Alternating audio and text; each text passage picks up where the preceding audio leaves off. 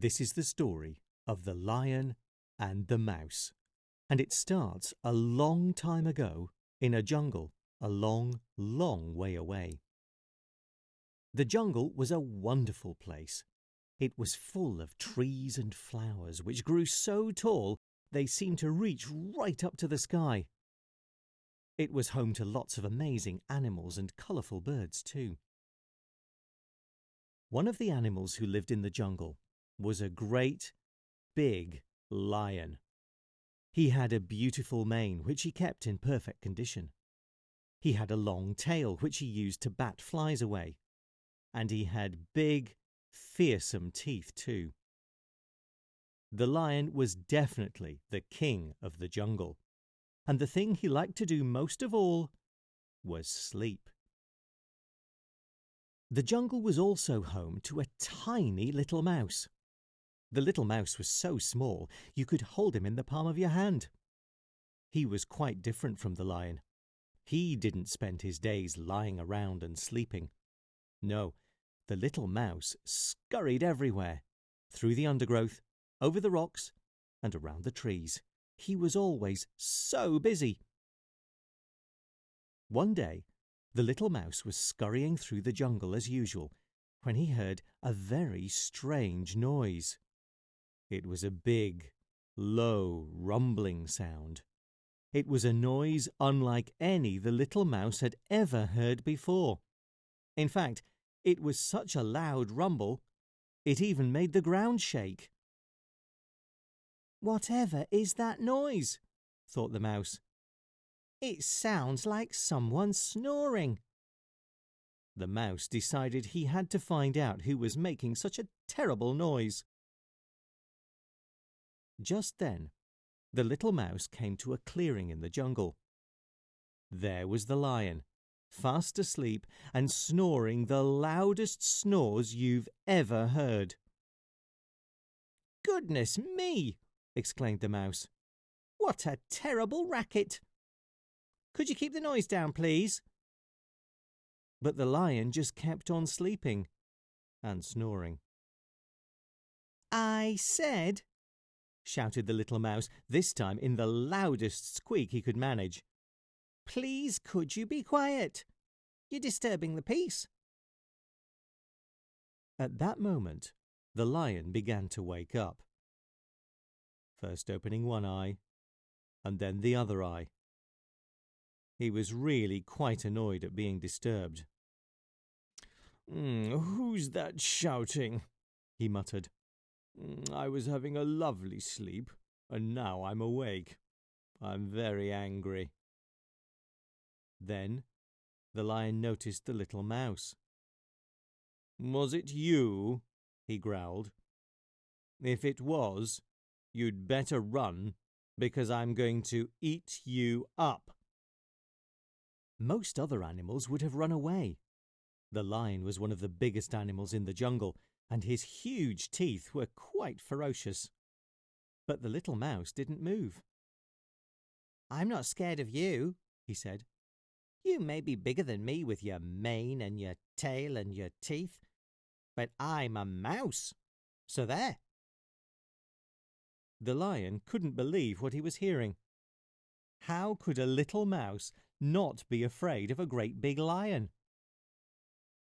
"Well," said the lion, "you should be afraid, because I'm going to eat you up." "No, you're not," said the mouse. "Yes, I am," said the lion. "No, you're not," said the mouse. "Yes, I am," said the lion. "No, you're not," said the mouse. "Yes, I am," said the lion, who by now really was getting very irritated. "You're not going to eat me up," said the mouse, "because one day you might need me to help you." This made the lion roar with laughter. "Ha! That's the funniest thing I've ever heard," laughed the lion. "A tiny mouse like you thinks he can help a great big lion like me? I've never heard anything so ridiculous." "Laugh all you like," said the mouse, "but one day it might happen. You might need my help." The lion was still chuckling to himself. "Little mouse," he said, "you've given me such a giggle today, so I'm not going to eat you up. So run off before I change my mind." "Suit yourself," said the little mouse, and he went on his way. A few days later, on a beautiful sunny day, the lion decided to take a stroll through the jungle. As he walked along, all the other animals got out of his way. The lion walked along without a care in the world. He really was the king of the jungle. He even giggled as he remembered what the little mouse had said. "He thinks he could help me," laughed the lion. "Who ever heard of such a silly thing?" Just then, something terrible happened. The lion stepped into a trap that had been set by some hunters. The trap was a huge net made of ropes, and it completely covered him. He tried to scratch his way out with his big claws, but try as he might, the lion was unable to move. In fact, the more he tried to wriggle his way out of the net, the more tangled up he became. Then he became very frightened. The hunters would be back soon. What could he do? He let out a terrible, sad roar. Some distance away, the little mouse was scurrying around as usual when he heard the lion's roar. "Whatever's that noise?" he thought. "It sounds like someone's in trouble." The roar came again. "That voice sounds familiar," thought the mouse. "Now who is it?" And the roar came again. This time it was the saddest roar of all. "I know who that is," squeaked the mouse. "It's the lion. I have to find him." The little mouse ran as fast as he could in the direction of the lion's roar. After a lot of running and a lot of roaring, the mouse found the lion. He was in a very sorry state. He'd now become completely tangled up in the net. "Whatever happened to you?" asked the mouse. "It's the hunters," said the lion. "They laid this trap for me, and I walked right into it." The lion looked so sad. "We need to be quick," said the little mouse. "The hunters will be back any minute, so we need to get you out of there." "But how?" asked the lion. "I'm stuck." "Watch this," said the little mouse, and he jumped up onto the lion's back. Straight away, the little mouse started to gnaw through the net. The net was made of ropes which were thick and heavy. This made the job very difficult for the mouse's tiny teeth. But that didn't worry him.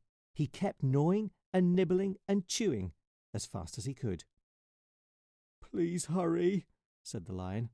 "I think I can hear the hunters coming."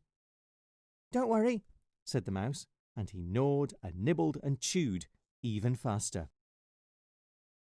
After an awful lot of gnawing, nibbling, and chewing, the lion was finally free. The net which had once trapped the lion was now lying in pieces around him. "Thank you so much," said the lion. "You've saved my life." The little mouse was so exhausted he could hardly speak. "Oh, that's okay," he panted. "I'm just glad we got you out in time. Let's go." The mouse jumped up onto the lion's back to hitch a ride as the lion ran off, far away from the hunters. Once the lion and the mouse were a safe distance away, they stopped to catch their breath. Then the lion turned to the mouse. "I owe you an apology," he said. "I laughed at you when you said you could help me, but I was wrong." "Oh, that's okay," said the mouse. "Sometimes being a little mouse like me is more useful than being a great big lion like you." "I think you're right," said the lion. "You have shown me that everyone is different, but we each have our own strengths." "Yes," said the little mouse, "and we can help each other too." The Lion and the Mouse became firm friends, and over the years that followed, they helped each other many times. So remember, it doesn't matter how big or small you are, there might just be something you can do to help someone else.